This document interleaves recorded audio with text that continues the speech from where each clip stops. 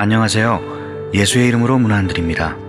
본 CD는 버지니아 애난델에 위치한 메시아 장로교회 방송 선교부에서 한세영 목사님의 설교 내용을 선교용으로 제작한 것입니다. 설교를 들으시고 예수 그리스도에 대해 알기를 원하시거나 예수를 믿고 신앙생활 하시기를 원하시는 분은 교회 전화 703-941-4447로 연락해 주시면 성심성의껏 도와드리겠습니다. 할렐루야. 이 시간도 여러분 가운데 하나님의 은혜가 충만하시길 주의 이름으로 축원합니다. 벌써 새해 첫 달이 지나가 버리고 말았죠. 시간처럼 부지런한 것이 없는 것 같습니다. 시간은 지칠 줄도 모르고, 그렇죠, 피곤한 줄도 모르고, 어떤 사정이 있어서 멈출 줄도 모르고, 안식하고 쉴 줄도 모르고 그냥 부지런히 열심히 가고 있습니다. 아쉽고 안타까운 것은 우리일 뿐인 것이지, 시간은 결코 조금 더 아쉬움이 없고 안타까움도 없고 우리의 사정을 조금 더 봐주지 않고 그냥 지금도 열심히 가고 있습니다. 똑딱똑딱. 이 독일의 궁중시인이었던 볼프람 폰 액션바크라는 사람은, 시간을 지배할 줄 아는 사람은 인생을 지배할 줄 아는 사람이다 라고 했는데요. 그렇다면 우리가 어떻게 하면 시간을 지배할 수 있을까요? 어떻게 하면? 그것은 바로 시간의 주인이신 하나님을 붙들면 되는 것이죠. 믿습니까? 그래서 그분께 딱 붙어 있으면 아무리 시간이 흘러가도 걱정할 필요가 없는 것입니다. 문제는 우리가 주님과 떨어져 있는 시간이 너무 많다는 것입니다. 여러분, 일주일에 몇 번 주님과 붙어 있습니까? 주님과 떨어져 있기 때문에 영적으로 공허함을 느끼는 것이고, 주님과 떨어져 있기 때문에 우리 삶에 어려움이 닥쳐오기도 하고, 그래서 아쉬움과 안타까운 가운데 시간을 탓하며 살아갈 때가 있는데, 그러나 그래도 그 문제를 해결하려면 어떻게 해야 하겠습니까? 다시 주님께로 돌아가는 방법밖에는 없다는 것이죠. 우리가 새벽 시간마다 사사기를 살펴보고 있는데요, 하나님께서 하나님을 떠나 우상 숭배를 하던 이스라엘을 징계하셨던 이유는 뭡니까? 잘못했으니까 매를 맞으라고 때리신 것입니까? 아닙니다, 여러분.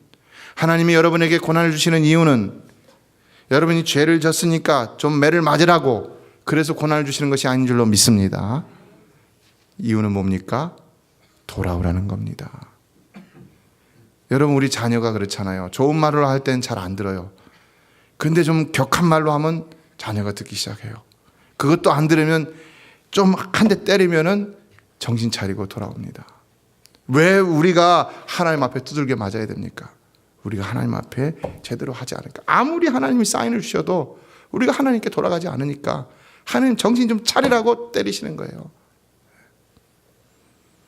역대하 7장 14절을 보면, 내 이름으로 일컫는 내 백성이 그들의 악한 길에서 떠나 스스로 낮추고 기도하여 내 얼굴을 찾으면 내가 하늘에서 듣고 그들의 죄를 사하고 그들의 땅을 고칠지라 라고 했습니다. 성도 여러분, 이 시간 우리도 어긋난 삶이 있어서 회개하고 하나님께 돌아온다면 하나님 반드시 우리의 삶을 고쳐주실 줄로 믿습니다. 우리의 모든 삶을 하나님은 고쳐주신다는 것입니다. 우리가 돌아가기만 하면. 이사야 55장 7절은 말합니다. 악인은 그의 길을, 불의한 자는 그의 생각을 버리고 여호와께로 돌아오라. 그리하면 그가 긍휼히 여기시리라. 우리가 하나님께로 돌아오라. 우리 하나님께로 돌아오라. 그가 너그럽게 용서하시리라 그랬습니다. 여러분, 하나님께로 돌아가기만 하면 하나님이 우리에게 긍휼을 베풀어 주시고 우리를 용서해 주시는 줄로 믿습니다. 왜 하나님께 돌아오라고 합니까? 용서해 주시겠다는 것입니다. 하나님께서 우리에게 안타깝고 아쉬운 시간들을 주시는 이유는 하나님께로 돌아오라는 것입니다. 그래서 돌아가면 긍휼히 여기시고 우리를 용서해 주신다는 것입니다. 여러분, 정말로 죄로 인하여 고통받는 이 미국이 하나님께로 돌아가야 할 줄로 믿습니다. 죄로 인하여 고통받는 우리 조국이 하나님께로 돌아가야 할 줄로 믿습니다. 우리 가운데 죄로 인하여 고통받는 성도가 있다면 이 시간 하나님께로 돌아가실 수 있게 되기를 주의 이름으로 축원합니다. 그거밖에는 소망이 없는 것입니다. 소망이 없는 것입니다. 하나님 왜 때려요? 왜? 내가 이렇게 잘하는데 왜 때려요? 그렇게만 생각하면 안 되는 것입니다. 잘해도 하나님께서 어떤 때는 더 가까이 오라고 그렇게 하실 수도 있는 것이고요. 만약에 하나님 때리신다면은 잘못했다고만, 내가 뭘 잘못했어 이렇게만 얘기해서는 안 되는 겁니다. 하나님은 더 우리를 가까이 하기 위해서 우리 고통을 주실 때가 있기 때문에 그런 것입니다. 그래서 정말로 참 믿음의 사람들은 하나님이 가까이 오라고 하시는 그 사인을 빨리 깨닫고 빨리 가까이 가게 되는 겁니다. 예, 오늘 본문은 나라가 이방인들에게 점령을 당하고 예루살렘 성전이 무너져 버리는 아주 절망적인 상황에서 벌어지는 일을 기록하고 있습니다. 어떻게 하나님의 택한 백성이 하나님 없는 백성들에게 나라가 빼앗기게 되고 하나님의 성전이 우상 숭배자들에 의해서 무너져 버릴 수 있는 것인가? 이스라엘 백성들은 이 사실을 쉽게 이해할 수가 없었습니다. 뿐만 아니라 에레미야 선지자조차도 이것을 쉽게 이해할 수가 없었습니다. 오늘날 서구 세계의 무신론자들이 어디서 나왔느냐? 그것은 바로 이러한 이스라엘 사람들로부터 시작되었다는 것입니다. 저 텔아비브에 가면요, 무신론자들이 너무나 많다는 것입니다. 왜냐? 그들의 주장은 그것입니다. 하나님이 살아계신다면 우리 하나님을 조상대대로 하나님을 섬기던 우리가 어떻게 이렇게 될 수가 있었느냐라는 것입니다. 여러분 이해 갑니까? 인간적인 생각으로는 충분히 이해가 가는 것이죠. 그러나 이들은 문제가 뭡니까? 너무 근시안적으로 말씀 밖에서만 하나님을 찾으려고 하니까 찾지 못하고 있다는 것이죠. 하나님의 계획과 섭리 밖에서만 찾으려고 하니까 찾지 못하고 있다는 것이죠. 성도 여러분, 누구든지 기록된 하나님의 말씀 안을 들여다볼 수만 있다면 반드시 그는 거기서 살아계신 하나님을 발견하게 되는 줄로 믿습니다. 여러분, 이 말씀은 사실입니다. 역사적인 사실입니다. 믿습니까? 하나님 말씀은 역사적인 사실임을 믿습니까? 하나님 말씀은 역사적인 사실입니다. 거짓을 기록한 것이 하나도 없습니다. 다 실제를 기록했습니다. 이 안에는 살아계신 하나님의 역사가 있다는 것입니다. 분명히 있다는 것입니다. 우리가 말씀 밖에서만 하나님을 찾으려고 하면 찾을 수 없겠지만, 그러나 말씀 안에서 하나님을 찾는다면요, 말씀 안에서만 하나님을 찾는 것이 아니라 말씀 밖에서도 하나님을 찾을 수가 있게 되는 것입니다. 제가 이번에 목회자 신년 세미나를 갔는데 오신 강사 목사님이 과학자입니다. 하버드 의대에서 또 미네소타 대학에서 뇌로 박사학위를 받고 하버드에서도 박사학위를 받고 이런 분인데, 이분이 하신 말씀 그거예요. 과학은 오히려 한계가 있다는 것입니다. 왜냐하면 과학은 증거가 없으면 과학이 될 수가 없는 것이고, 또 반복되지 않는 명제는 과학적인 명제가 될 수 없기 때문이라는 것입니다. 여기서 이것을 실험해서 어떤 결과가 나왔다면 똑같이 이쪽에서 실험해서도 똑같이 결과가 나와야 그제서야 이게 과학적인 명제가 될 수가 있다는 것입니다. 우연히 생기는 일은 과학이 아니라는 것입니다. 그러니까 제한적이라는 것이죠. 그러나 여러분, 우리가 사는 세상이 눈에 보이는 것으로만 구성되어 있는 것은 아니죠. 이 세상에는 일반 상식으로는 이해할 수 없는 일들이 그 상식으로 이해할 수 있는 일보다 더 많다고 할 수가 있습니다. 그러나 과학은 오히려 한계가 있고 제한적이라는 것입니다. 그래서 이해해서 넘어가는 것은, 이렇게 에비덴셜하지 않은 것은 과학이 건드리질 않는다는 거예요. 그럼 그것을 누가 하냐? 이 물리적인 것을 넘어서는 것은 인문학자들이 하고 철학가들이 하고, 그리고 그건 신학이 해결을 해준다는 것입니다. 신학이 뭡니까? 바로 성경인 것이죠. 이에 과학과 성경을 놓고 본다면 여러분, 어느 것이 더 포괄적이고 더 크다고 할 수 있습니까? 우리는 과학의 세계가 더 큰 것 같지만 아니라는 것입니다. 과학의 세계는 조그맣다는 것입니다. 오히려 성경은 모든 것을 다 포함하고 있다는 것입니다. 믿습니까? 성경은 온 우주 만물에, 아니 우주 만물을 넘어서는 우리가 알지 못하는 저 천국의 비밀까지도 모든 것을 다 포괄하고 있는, 여러분, 최대 최고의 진리인 줄로 믿습니다. 성경은 바로 그런 것입니다.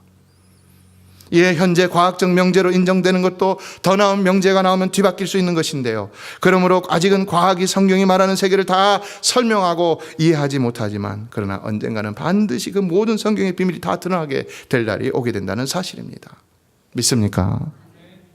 그래서 고린도전서 13장 12절은 우리가 지금은 거울로 보는 것 같이 희미하나 그때는 얼굴과 얼굴을 대하여 볼 것이요, 지금은 내가 부분적으로나 그때는 주께서 나를 아신 것 같이 내가 온전히 알리라 그랬어요. 여러분, 지금 우리는 주님을 잘 모르고 우리는 이 세계를 잘 모르지만, 그러나 주님은 온전히 아시는 줄로 믿습니다. 그러나 그때는 우리도 온전히 알게 된다는 것입니다. 그때는 우리도. 그래서 놀라운 사실은요, 이렇게 인문학, 철학 이런 것을 연구하는 사람들은 하나님을 믿는 비율이 8%밖에 안 되는데요, 그러나 오히려 과학자들은요 자연과학을 연구하는 사람들은 48%가 예수를 믿는다는 것입니다. 너무 신기하지 않습니까, 여러분? 무슨 말입니까? 세상에는 여전히 하나님을 알 만한 증거들이 많이 있다는 것이죠. 예, 그 하나님은 우리의 아쉬움과 안타까움 가운데서 오직 우리에게 새로운 소망을 주실 수 있는 유일한 희망이라는 것을 우리는 잊어서는 안 되는 것입니다. 그래서 에레미야 선지자는 오늘 고초와 재난과 낙심 가운데서도 이런 말을 하고 있습니다. 이것을 내가 내 마음에 담아두었더니 그것이 오히려 나의 소망이 되었사함은 여호와의 인자와 긍휼이 무궁하심으로 우리가 진멸되지 아니함이니이다. 첫째, 하나님은 바로 인자와 긍휼이 무궁하신 분이시기 때문에 우리의 소망이 되시는 줄로 믿습니다. 전지전능하신 창조주 하나님은 언제라도 자신이 창조한 인생들을, 그 인생들이 배반하고 못마땅하다 하면 저주해서 영벌을 내리심으로 진멸해버릴 수도 있는 것입니다. 여러분, 우리 주님을 토기장이에 비유한 성경 구절이 있죠. 토기장이들이 자기를 구울 때 어떻게 합니까? 마음에 안 들면 어떻게 합니까? 다 때려 부시죠. 얼마든지 그럴 수 있다는 것입니다.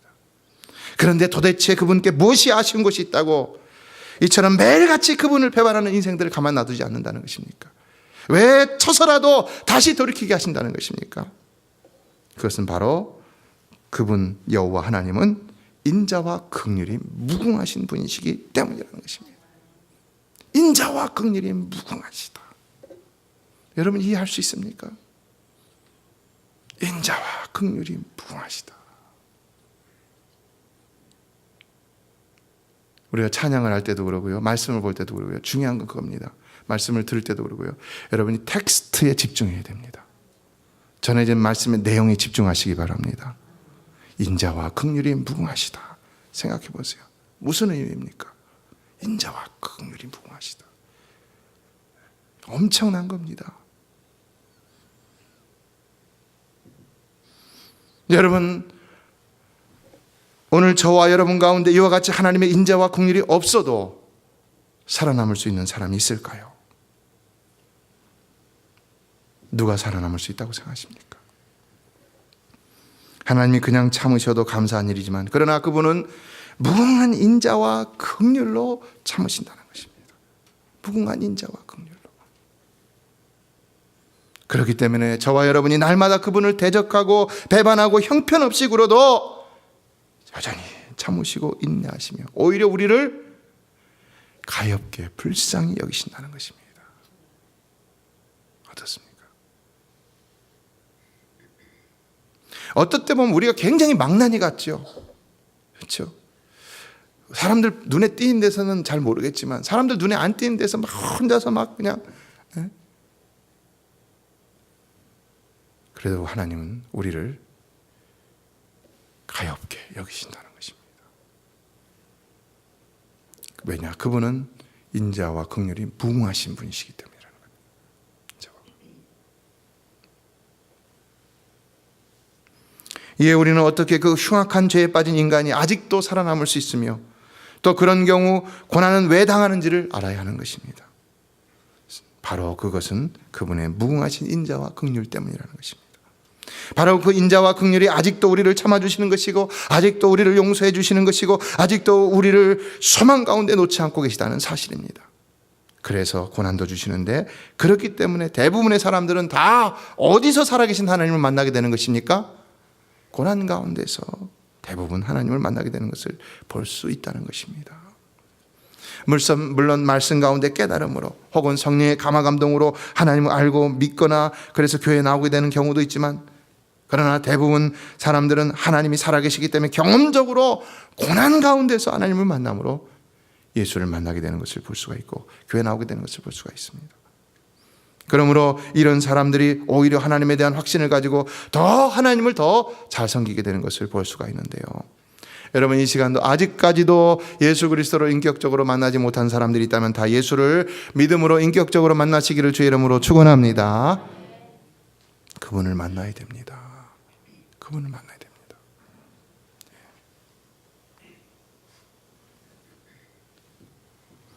주석가 매튜 헨리는 이 구절을 해석하면서 성도와 교회는 마치 시내산의 떨기나무와 같다. 성도와 교회는 마치 시내 산의 떨기나무와 같다라고 했습니다. 무슨 말이겠습니까? 그것은 시내 산의 떨기나무가 하나님의 불 속에 있었지만 탔습니까? 타서 없어지지 않았죠. 그것처럼 성도와 교회는 때로는 하나님의 진노의 불 속에서 고통을 당하지만 그러나 소멸되지는 않는다는 것입니다. 어떻습니까? 여러분, 하나님이 진노하신다 하더라도 절대로 여러분의 영혼은 소멸되지 않을 줄로 믿습니다. 여러분이 고난을 당한다고 죽는 것이 아니라는 것입니다. 우리는 고난을 당하여 내가 죽는다고 얘기합니다. 그래서 하나님 앞에 불평합니다. 하나님 왜 이렇게 만들었어요? 하나님 나 좀 살려주세요. 하나님은 얘기합니다. 너 죽으라고 그러는 거 아니야. 너 살라고 그러는 거야.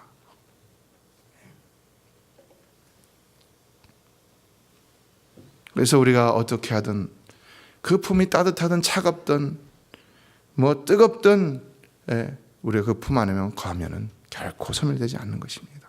그래서 시편 37편 24절은 그는 넘어지나 아주 엎드리지 아니하면 여호와께서 그의 손으로 붙드심이라 그랬습니다. 여러분, 정말로 하나님은 여러분을 여호와의 인자와 긍휼의 무궁한 손으로 붙들고 계시는 줄로 믿습니다. 그래서 우리는 절망과 낙심과 고난 가운데서도 소망을 잃어서는 안 되는 것입니다.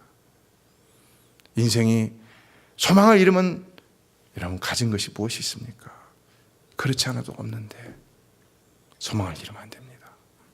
하나님을 잃으면 안 된다는 것입니다. 이에 둘째, 오늘 본문은 하나님의 소망은 아침마다 새롭기 때문에 더 소망이 된다는 사실을 말하고 있습니다. 23절을 보면은 뭐라고 했습니까? 이것들이 아침마다 새로우니 주의 성실하심이 크도소이다. 이것들 뭡니까? 22절에 말하는 여호와의 인자와 긍휼인 것이죠. 이것들이 아침마다 새롭다. 여호와의 인자와 긍휼이 매일 아침마다 새롭게 주어진다. 여러분 믿으십니까? 우리가 힘들고 어려워도 하룻밤 자고 일어나면 또다시 여호와의 인자와 긍휼이 내게 확 쏟아진다는 이런 상상 해보셨습니까? 에레미야가 이 고백을 하고 있습니다. 여러분은 매일 아침마다 하나님의 인자와 긍휼을 받고 하루를 출발하시게 되기를 주의 이름으로 축원합니다. 연약한 인생은 한순간도 인생 혼자서는 온전할 수 없기 때문에 날마다 하나님의 인자와 긍휼을 받아야만 살 수가 있는 것이죠. 그런데 그 인자와 긍휼이 아침마다 새롭게 주어진다는 겁니다. 아침마다 새로운 해가 뜨고 아침마다 맑은 이슬이 내리는 것처럼 우리의 삶에 매일매일 새롭게 강하게 그 인자와 긍휼이 임한다는 것입니다. 어떻습니까? 그런데 우리는 그런 생각을 하지 못하고 그런 인식도 하지 못하고 또 그 인자와 긍휼을 구하는 그런 삶을 살지도 않습니다.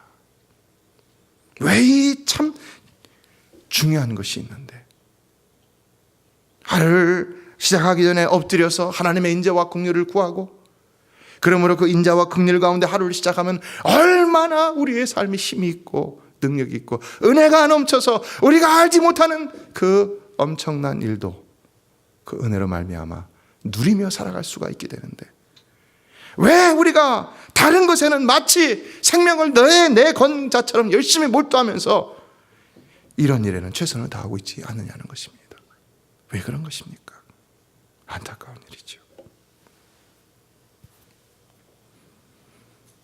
누구도 하나님의 인자와 긍휼이 매일매일 필요하지 않은 사람은 없는 것입니다. 만약에 하나님의 인자와 긍휼의 필요성을 못 느끼고 구하지 않는 사람은 교만한 사람입니다. 선줄로 하는 자는 넘어질까 조심하라고 그랬죠. 하나님은 교만한 자를 물리치신다고 그랬죠. 우리가 인자와 긍휼을 구하지 않는다면 오케이, that's it. 안 주셔요. 구하라, 찾으라, 문을 두드리라 하셨다는 것입니다. 게으름과 태만함은 하나님의 인자와 긍휼을 받지 않아도 살 수 있다는 교만의 모습인 것입니다. 그러나 우리는 그런 모습으로 살아서는 안 되는 것입니다. 세계 최대의 여객선으로 1912년 4월 14일 역사적인 대서양 횡단을 시작했던 타이타닉호를 여러분 잘 아실 것입니다. 엄청난 배였죠. 그 당시의 신기술의 종합체였죠. 그런데 그 배가 침몰이 됐습니다. 어떻게 침몰이 됐을까요? 이 배가 캐나다 동부 해안에 이르렀을 때 항해사는 해안 통제사로부터 빙산주의라는 무전을 분명히 받았다고 합니다. 그런데 이 항해사가 이 거대한 타이타닉호를 너무나 신뢰한 나머지 선장에 보고할 생각조차 하지 않았다는 것입니다. 그래서 막 그 통제소에서 긴급하게 막 무전을 계속 보냈는데 이 사람은 오히려 안일하게 자리를 떠버리고 말았다는 겁니다. 타이타닉호는 점점 더 빙산을 향해서 나아갔고 항해사는 한참이 지난 후에 선장에게 보고를 합니다. 선장님, 전방에 빙산이 있다는 무전을 받았는데요. 어떻게 할까요? 설마 이 타이타닉호가 그 빙산 따위에 눈 하나 깜짝할까요?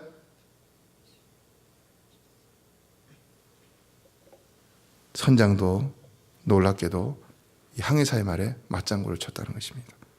하나님이라도 이 배를 어찌할 수 없을 것에 항해를 계속하여. 그래서 어떻게 됐다는 것입니까? 타이타닉호가 빙산에 부딪혀서 침몰하는 순간에 승객 2,300명 중에 700명만 살아남고 다 죽었다는 거예요. 성도 여러분, 우리는 교만해도 안 되고 태만해도 안 되고 오직 겸손함으로 부지런히 하나님만 바라고 찾아야 할 줄로 믿습니다. 나는 이 정도 됐으니까 괜찮아. 아니에요. 오늘도 내일도 우리는 언제나 하나님의 인자와 긍휼을 구하며 매일 아침 머리 숙여서 살아갈 수 있어야 됩니다. 여러분의 가진 것이 여러분의 삶을 보장해 주지 못합니다. 오직 하나님의 은혜와 하나님이 주시는 그 인자와 긍휼만이 우리 삶을 지켜줄 수 있다는 사실입니다. 불란서에 한 욕심 많은 부자 귀족이 있었는데 이 사람은 자신의 재산을 아무도 모르는 자기가 가진 성의 어느 구석의 밀실에다가 숨겨두었습니다. 그리고 밀실에 이르는 통로는 아주 깊숙하고 아주 협소하게 만들었고, 그리고 이 입구는 철문으로 문이 닫히면 저절로 촥 하고 잠겨버리는 이런 문을 만들었는데 여러 해 동안은 아무도 모르게 혼자 거기 들어가고 돈을 만지고 행복감에 젖어 살았죠. 그런데 어느 날 그가 소작인들로부터 이 소작료를 받아가지고 밀실로 들어가서 여느 때와 같이 돈을 만지작거리면서 행복감에 젖어서 있었는데 갑자기 언뜻 지나간 생각, 열쇠를 바깥에 두고 왔다는 것을 깨달았다는 것입니다. 그러니까 못 나가게 된 거죠. 어떻게 됐을까요? 문은 잠겼고 아무리 두드리고 외쳐도 너무 한 구석지에 숨겨진 곳에 아무도 그곳을 모르니까 문을 열어줄 수 없었다는 것입니다. 집안 사람들은 그가 사라져 버렸으니까 막 찾다가 안 되니까 실종 신고를 해버렸고, 이 소식이 전해지니까 수개월이 지나서 그때 그 문의 열쇠를, 특수 열쇠를, 그 자물쇠를 만들어준 사람이 그 소식을 듣고는 알아내갖고는 한번 거기 내가 만들어줬던데 한번 가보자 그래갖고 해갖고 열쇠를 가지고 들어가서 열어봤더니 어떻게 됐을까요? 뻔한 거죠. 그 수많은 돈덩이예요, 돈덩이. 위에 그냥 시체로 놓여져 있더라는 것입니다. 여러분,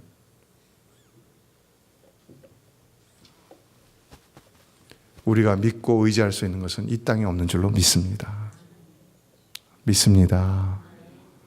이 땅의 것 쌓아두려고 살아가지 마십시오. 이 땅의 것은요, 한순간에도 날아갈 수 있는 것입니다. 하나님은 절대로 이 땅에 쌓아두며 살아가라고 가르친 적이 없습니다.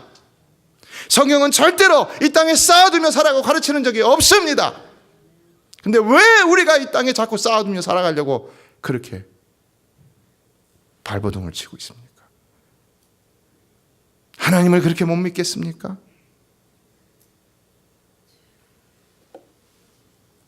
눈에 보이는 것만 쫓아가다가는 허망할 수밖에 없다는 것입니다. 우리 눈에 보이지 않는 소망, 오직 예수 그리스도, 저 영원한 하늘나라를 진정으로 소망하며 살아갈 수 있어야 허망한 삶을 살지 않을 수 있다는 것입니다. 인생의 삶은 어떤 가치를 쫓아가느냐에 따라서 불행할 수도 있고 행복할 수도 있는 것입니다. 무엇이 더 valuable 하느냐, 무엇이 더 가치 있느냐, 여러분 무엇이 더 가치가 있다고 생각하십니까? 막연히 내 생각은 없고 다른 사람들이 가치 있다고 하는 그것에만 쫓아가고 있지는 않습니까? 헛된 것입니다. 구름 같은 것입니다. 잡아도 잡히지 않는 것입니다. 셋째, 그러므로 우리는 하나님만 바라며 기다려야 한다는 말씀하고 있습니다. 오늘 보면 24절을 보면 그러므로 내가 그를 바라리라 하도다 라고 하면서 26절은 다 같이 읽어볼까요? 시작. 사람이 여호와의 구원을 바라고 잠잠히 기다림이 좋도다. 할렐루야.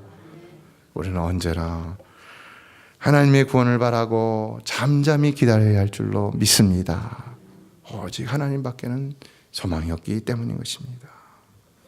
인생에 오직 하나님을 진정 새로운 소망으로 삼는다면 그는 날마다 하나님을 바라보며 기다릴 수 있어야 한다는 것입니다. 왜냐? 오직 그분만이 진정 모든 것을 할 수 있고 또한 이의 모든 것을 해주시는 분이시기 때문이라는 것입니다.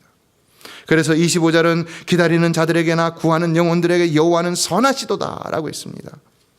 하나님은 범죄한 자들에게는 진노하시는 하나님이시지만 그러나 기다리는 자들이나 구하는 자들에게는 항상 선하신 분이시라는 것입니다. 기억하시기 바랍니다. 구하는 자들에게는 항상 선하신 하나님 믿으십니까? 기도하는 자에게는 항상 선한 응답을 주시는 하나님 믿으십니까?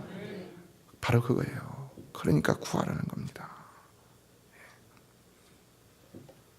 이에 26절을 보면 잠잠히 기다림이 좋도다. 어떤 고난 가운데서도 원망이나 불평하지 말고 조용히 기다리는 것이 좋다는 것입니다. 쉽습니까? 쉽지 않죠. 당장 내가 아프고 당장 내가 배고프고 당장 내가 비난을 받고 당장 내가 고통 가운데 헤어나오지 못하는데 어려운 것이 아니죠. 당장 내 마음이 불편하고 스트레스가 팍팍 쌓이고 쉬운 게 아니죠. 그러나 어떻게 하면 쉬울 수가 있겠습니까? 정말로 하나님을 전적으로 믿고 의뢰하면, 그래서 의지한다면 쉬울 수 있다는 것입니다. 성도 여러분, 여러분은 하나님이 아무리 여러분의 삶에 어떤 고난을 주신다 할지라도 원망하거나 불평하지 않는 온전한 믿음의 성도가 되시길 주의 이름으로 축원합니다. 하나님을 믿으시되 온전히 믿으시기를 바랍니다. 온전히 믿으시기를 바랍니다. 100% 믿으시기를 바랍니다. 100% 믿으시기 바랍니다. 그분은 자신의 하나밖에 없는 아들을 이 땅에 인간의 몸으로 보내셔서 피를 흘려 죽이시기까지 우리를 온전히 사랑하신 온전한 긍휼과 자비와 인자의 하나님이십니다. 그러므로 성경 곳곳을 보면 모든 것을 그분께 다 맡기라고 말씀하고 있습니다. 그러면 이루어 주신다는 것입니다. 보세요. 시편 37편 4절 5절을 보면 내 길을 여호와께 맡기라. 그를 의지하면 그가 이루시고 내 의를 빛같이 나타내시며 내 공의를 정오에 빛같이 하시리로다. 잠언 16장 3절은 너희 행사를 여호와께 맡기라. 그리하면 내가 경영하는 것이 이루어지리다. 베드로전서 5장 7절은 너희 염려를 다 주께 맡기라. 이는 그가 너희를 돌보심이라 라고 했습니다. 다 여러분 무슨 말입니까? 이 말씀의 공통적인 것은 뭡니까? 하나님은 그냥 우리의 염려나 행사를 맡기라는 것이 아니죠. 하나님 반드시 책임지실 것이기 때문에 맡기라는 거죠. 맡기시기 바랍니다. 모든 염려를 맡기시기를 바랍니다. 하나님은요, 그만큼 행하실 능력이 있으신 것이고 지혜가 있으신 것이고요, 그리고 그 능력과 지혜로 분명히 행해 주신다는 것입니다. 이것이 그분의 선하심이라는 것입니다. 이에 우리가 하나님께 맡기고 못 맡기는 것은 하나님의 문제가 아닌 것입니다. 우리의 문제인 것입니다. 그래서 우리는 맡겨야 되는 것입니다. 성도 여러분, 아무리 힘들고 어려운 일이 생겨 있는 것을 다 내버리는 일이 생긴다 할지라도 하나님이 여러분에게 은혜를 주신 믿음은 절대로 버리지 않으시게 되기를 주의 이름으로 축원합니다.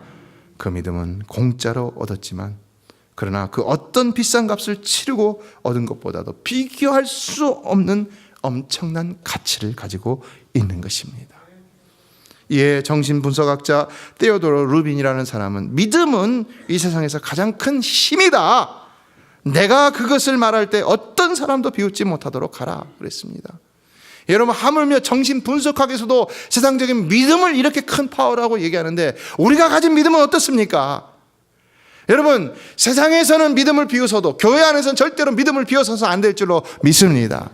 교회 안에서도 믿음을 비웃는 사람들이 있어요. 아니에요, 믿음을 비웃으면 안 됩니다. 믿습니다. 그러니까 뭘 자꾸 믿느냐?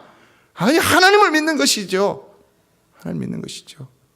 왜 그 믿음을 여러분 괄시하고 왜 그 믿음을 폄하하고 그럽니까?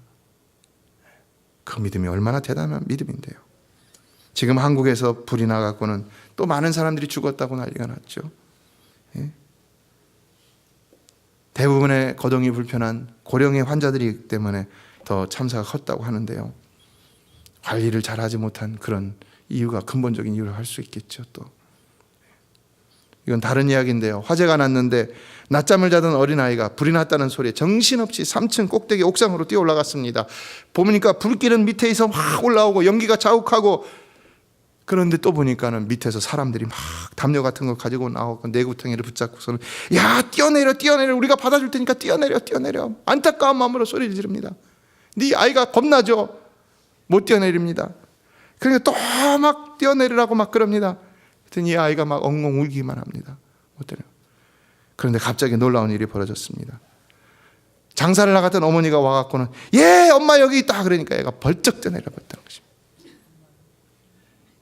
뭡니까 여러분? 무슨 문제입니까? 믿음의 문제라는 겁니다. 믿음의 문제. 여러분의 삶을 하나님께 내어 맡기시기를 바랍니다. 이게 참된 믿음인 것입니다. 그분은 믿을 수 있는 분이십니다. 아들을 죽이시기까지 우리를 살리신 그분을 우리가 어떻게 안 믿을 수 있겠습니까?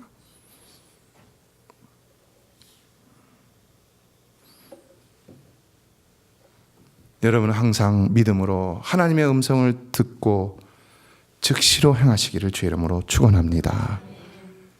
세상에는 안타까움과 아쉬움이 많이 있지만 그러나 우리에게는 그 안타까움과 아쉬움을 능히 극복할 수 있는 모든 것의 주관자 되시는 우리의 하나님이 계시다는 사실을 꼭 기억하실 수 있기를 바랍니다.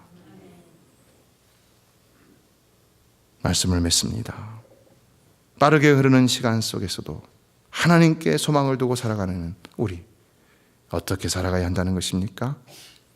오직 하나님의 인자와 긍휼과 그분의 성실하심을 믿음으로 늘 그분만 바라보며 기다리며 살아갈 수 있어야 한다는 것이죠.